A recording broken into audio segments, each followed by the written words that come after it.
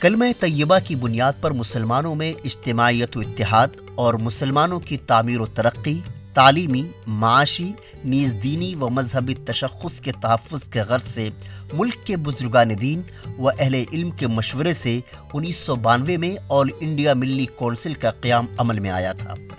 جس کے بانی فقیہ وقت حضرت مولانا قاضی مجاہد الاسلام قاسمی تھے۔ یہ تنظیم ملک کے تمام صوبوں میں قائم ہے اور اپنے مقاصد کے تحت کام کر رہی ہے۔ روز اول سے ملی کونسل مسلک و مشرب سے اوپر اٹھ کر ملی مسائل کے حل کے لیے مشترکہ کوششیں کرتی آ رہی ہے۔ ملی کونسل کے قومی نائب صدر مولانا انیس الرحمن قاسمی بتاتے ہیں، ملی کونسل 1992 کے دسمبر کی ابتدا میں قائم ہوئی تھی اور اس وقت کے جو پرآشوب ماحول تھا، اس کے بعد ملی کونسل نے ملت کی جو قیادت کی اس کو احساس کمتری سے باہر نکالا، اس کو قوت عطا فرمائی۔ خاص طور پر اس کے بعد کے برسوں میں چاہے وہ مدارس کے خلاف اٹھنے والی آواز کو بند کرنے کے لیے، روکنے کے لیے مدارس کنونشن دلی میں قائم کیا ہو، یا پوٹا اور ٹاڈا جیسے قانون کو ختم کرنے کے لیے پوٹا اور ٹاڈا مخالف جو ہے کنونشن دلی میں قائم کیا۔ اسی طرح ابھی حال کے دنوں میں 2 سال پہلے، بلکہ ابھی تو لاک ڈاؤن سے پہلے ہم کہہ سکتے ہیں کہ جب پورے ملک میں موب لنچنگ کی وبا پھیلی ہوئی تھی تو ملی کونسل نے دلی کے اندر تمام مذہبی تنظیموں کو اور مذہبی مختلف طبقات کو، جس میں ہندو بھی تھے، مسلم بھی تھے، عیسائی بھی تھے، سکھ بھی تھے، جمع کر کے ایک بڑا کنونشن کیا تھا اور وہاں سے آواز دی تھی کہ موب لنچنگ پر لگام دیا جائے۔ تو اس طرح کے کام ملی کونسل کرتی رہی۔ اسی ضمن میں بہار کے دارالحکومت پٹنہ میں ملی کونسل بہار کا ایک انتخابی اجلاس منعقد ہوا، جس میں ریاست کے تمام اضلاع سے اراکین و بیرون ریاست کے ذمہ داران شریک ہوئے۔ اجلاس میں نئی میقات اگست 2021 سے اگست 2024 کے لیے 12 شعبوں کے تحت نئے عہدیداران کا انتخاب بھی عمل میں آیا، جس میں اتفاق رائے سے مولانا اشتیاق احمد، شیخ الحدیث مدرسہ اسلامیہ جامع العلوم مظفر پور، مولانا انیس الرحمن قاسمی و خورشید انور عارفی کو ریاستی ملی کونسل کا سرپرست منتخب کیا گیا، جبکہ مولانا عتیق الرحمن قاسمی کو صدر، مولانا محمد عالم قاسمی کو جنرل سیکریٹری و مولانا نافع عارفی کو کارگزار سیکریٹری بنایا گیا۔ جو اجلاس ہوا ہے اس میں آل انڈیا ملی کونسل بہار نے خاص طور پہ 12 جو شعبہ ہے اس شعبے کے اندر ایک الگ الگ کمیٹی بنایا ہے۔ ان 12 شعبوں میں شعبہ تحقیق و تجزیہ ہے، شعبہ برائے منصوبہ بندی ہے، شعبہ دعوت و تبلیغ ہے، شعبہ برائے دینی تعلیم ہے، شعبہ برائے عصری و تکنیکی تعلیم ہے، شعبہ تحفظ شریعت و اصلاح معاشرہ ہے، شعبہ خدمت خلق اور شعبہ برائے حقوق انسانی و انصاف، شعبہ برائے معاشی و اقتصادی امور، شعبہ برائے سیاسی امور، شعبہ ذرائع ابلاغ اور شعبہ لیگل ایڈ۔ اس طریقے کے ایک 12 شعبے قائم کیے گئے ہیں اور 12 شعبوں کی الگ الگ کمیٹی بنائی گئی ہے،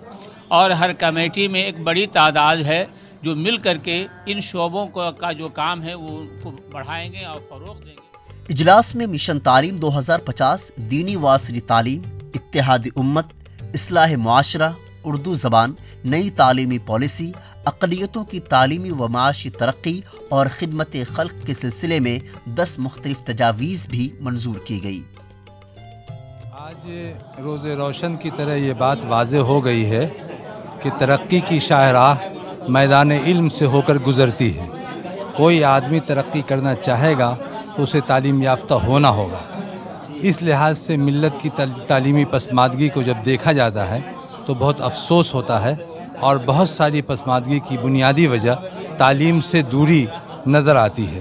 تو اس اعتبار سے آل انڈیا ملی کونسل نے یہ طے کیا ہے کہ مشن 2050 کے طور پر ہم منائیں گے، اور اس میں پورے ملک میں اس بات کی کوشش کریں گے کہ ملت تعلیم میں پیچھے نہ رہے اور خواندگی کے مہم کو بڑھائے، لٹریسی کے ریٹ کو بڑھائے، تاکہ ہم ترقی بھی کر سکیں اور ملک و ملت کا سرمایہ بھی بن سکیں۔ اجلاس میں مقررین نے تعلیم پر گفتگو کرتے ہوئے کہا کہ اگر ہمیں ترقی کرنا ہے تو اس کا واحد ذریعہ تعلیم ہے۔ جب تک ہم اپنے بچے اور بچیوں پر تعلیم کے لیے اپنے گھر اور سماج کا ماحول سازگار نہیں کریں گے، اس وقت تک ہم کامیابی کے منزل تک نہیں پہنچ سکتے۔